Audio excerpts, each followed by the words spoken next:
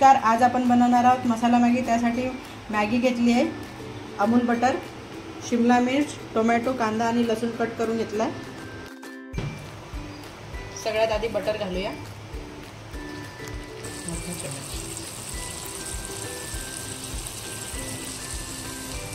लसूण घालूया सगळ्यात आधी,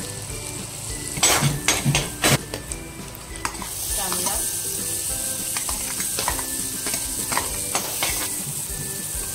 शिमला मिर्च आणि टोमॅटो। थोडं मीठ घालूया, कट घालतोय आपण।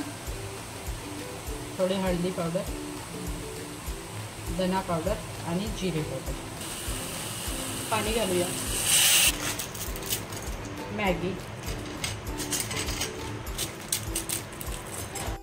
मॅगी मसाला घालूया यात। हे बघा, आपली मसाला मॅगी रेडी आहे।